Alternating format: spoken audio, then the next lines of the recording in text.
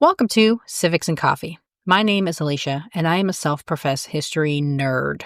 Each week, I'm going to chat about a topic on U.S. history and give you both the highlights and occasionally break down some of the complexities in history and share stories you may not remember learning in high school, all in the time it takes to enjoy a cup of coffee.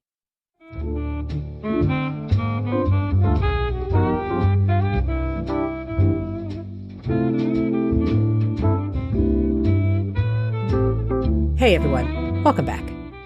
The Stockton Rural Cemetery was established in 1861 after the California Gold Rush led to an explosion in the once quiet town's population. Sitting along the San Joaquin River, Stockton was an easy access point for miners searching for their golden dreams. But the city had very little in terms of infrastructure. Thus, city founder Captain Charles Maria Weber helped raise funds to establish a formal cemetery, and it is at this cemetery that visitors will encounter a towering stone monument to an obscure individual by the name of Reuel Colt Gridley. Though likely largely unknown today, Gridley became somewhat of a local hero when he traveled the country raising money for the United States Sanitary Commission during the Civil War.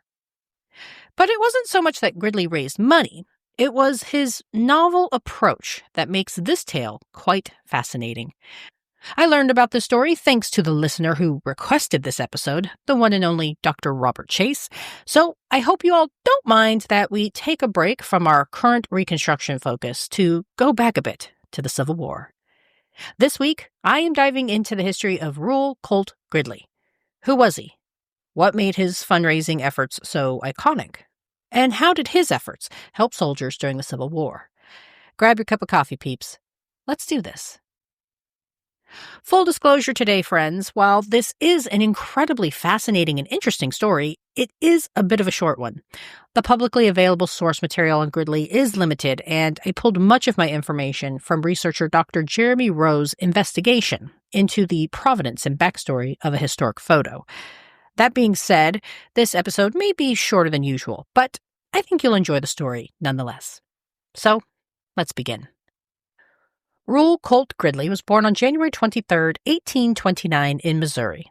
His family had a long lineage tracing back to New England, and it is believed he may have been a part of the same Colt family known for manufacturing firearms. Called R.C. by his friends, Gridley attended school with Samuel Clemens, later to be known by his pen name Mark Twain. In 1846, at the age of 17 or 18, Gridley volunteered for the Army and was stationed in present-day Taos, New Mexico, during the Mexican-American War. He returned to Hannibal, Missouri after his service, where he met Susan Snyder. The couple married on September 19, 1850, in Louisiana, and Gridley became a carpenter. In 1852, Gridley caught gold fever and relocated to California, landing in Butte County along the Feather River. Like most who went west in the pursuit of gold, Gridley was not able to extract riches. He tried working at various jobs and pursued several business ventures, including running a newspaper and working at a bank. But nothing seemed to stick, and Gridley incurred a significant amount of debt. So much so that his debtors put him on notice in an 1858 edition of the local newspaper, the Daily Butte Record. Gridley managed to get his finances under control, and by 1860 he was operating an express mail route from Oroville to Honey Lake. In 1862, Gridley relocated to Nevada, hoping to capitalize on the newest mining boom. Instead of attempting to mine for riches himself, Gridley became a senior partner in a general store in Austin, located in the Reese River mining district. As the city grew, the need for a local government prompted the first mayoral race, and it was this campaign that launched a folk hero. Gridley was known as a pro-Confederate Democrat and threw his support behind that party's candidate for office, David Bull. Gridley's friend, Dr. Henry Herrick, was a supporter of the Union candidate, Charles Holbrook, and the two placed a wager. If Gridley's preferred candidate lost, he promised he would march down Main Street with a 50-pound sack of flour on his shoulders as a brass band played Old John Brown. When the election results came in, Charles Holbrook was the winner, meaning Gridley had lost his bet. True to his word, Gridley prepared for his march, even letting the newly elected mayor choose which sack of flour Gridley would carry into town. Decorating the sack of flour in red, white, and blue ribbon, Gridley marched on with his 13-year-old son. Locals seemed to get a kick out of the whole display and congregated on Main Street to watch. And here, dear friends, is where the story gets a little wild. After his march, Gridley indicated he had no use for the sack of flour and asked those present what should be done. As the story goes, someone from the crowd suggested selling the flour to the highest bidder and using that money to donate to the United States Sanitary Commission. Established in June of 1861, the Sanitary Commission was a civilian-run organization dedicated to improving the conditions of Union soldiers. The need for such an agency became apparent early in the war when volunteers with the Women's Central Association of Relief noticed a troubling lack of medical supplies and sanitation equipment after the Battle of Bull Run. The association's president, Henry W. Bellows, traveled to Washington, D.C., where he met with Secretary of War Simon Cameron and suggested establishing some group or organization that could provide the military with much-needed assistance. Approved by President Lincoln on June 13, 1861, members of the Sanitary Commission submitted recommendations on everything from physical and mental health of Army officers and aided in establishing military hospitals and camps, transporting wounded soldiers, and distributing supplies. All of this was done at no cost to the federal government, as the commission ran solely on donations and proceeds from fundraising activities. So, despite supporting the Confederate side, R.C. Gridley followed the crowd's wishes and hopped onto a dry goods box and began auctioning off the flour. Several members of the audience made bids, and the price of the flour continued to climb until it finally sold for $250. Upon finalizing the sale, Gridley asked the winning bidder where he should deliver the flour. The buyer's response? Sell it again, launching one of the most creative, if not a little odd, fundraising efforts for the Civil War. Gridley played along, offering up the sack of flour to people in the audience. Bids came in, the flour would sell, only for the buyer to turn around and tell Gridley to sell it again. At the end of the day, Gridley raised $8,000 by selling the sack of flour to 300 different people.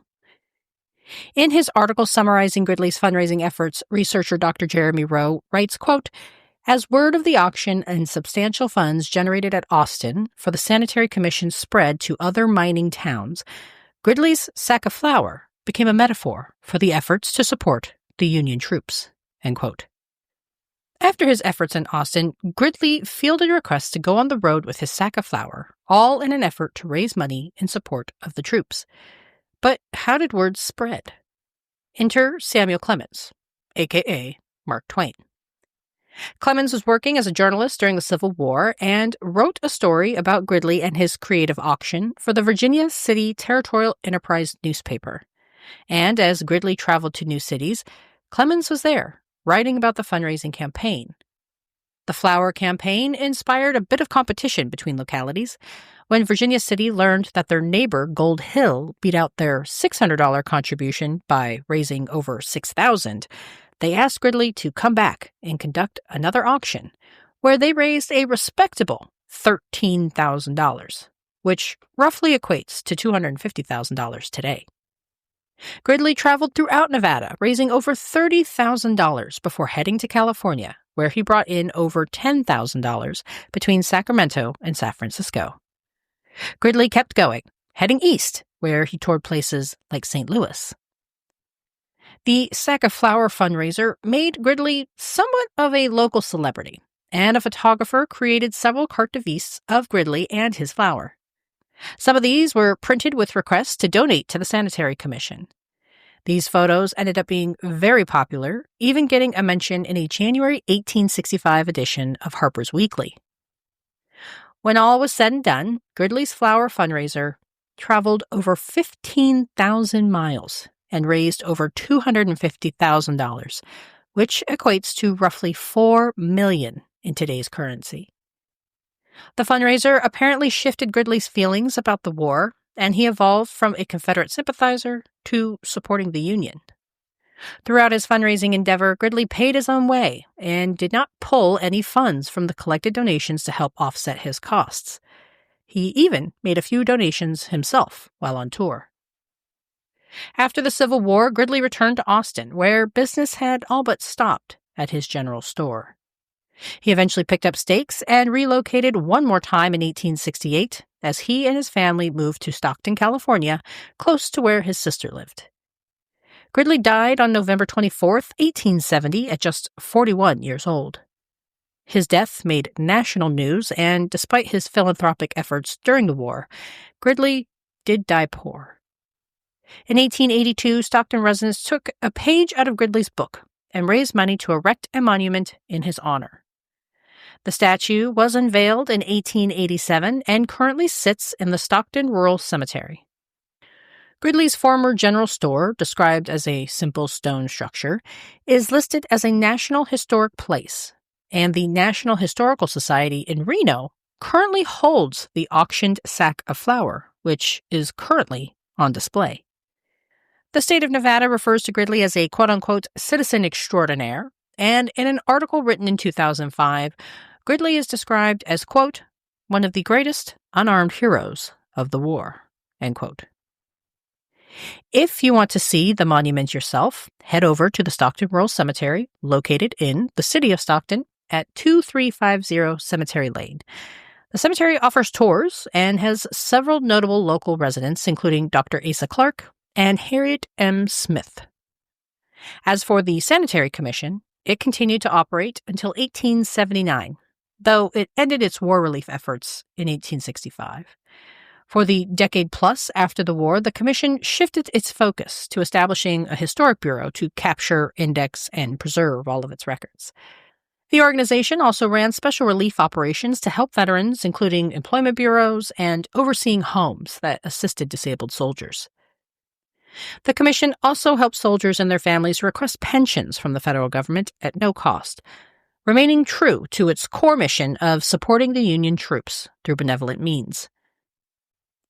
Thanks again to Professor Chase for recommending I dive into this quirky yet charming story. If you ever have a topic you want me to cover, just let me know. It's always a fun experience for me to stretch my research legs a bit, and I always discover something I didn't know before. You can find me on Blue Sky at CivicsPod, Threads and Instagram at Civics and Coffee, and on Facebook at Civics and Coffee. Of course, you can also always find me through my website at www.civicsandcoffee.com. The website is also where you can see source material, review transcripts, and learn about ways you can support the pod. Thanks, everyone. I'll see you next week. Thanks for tuning in, and I hope you enjoyed this episode of Civics and Coffee. If you want to hear more small snippets from American history, be sure to subscribe wherever you get your podcasts. Thanks for joining me, and I look forward to our next cup of coffee together.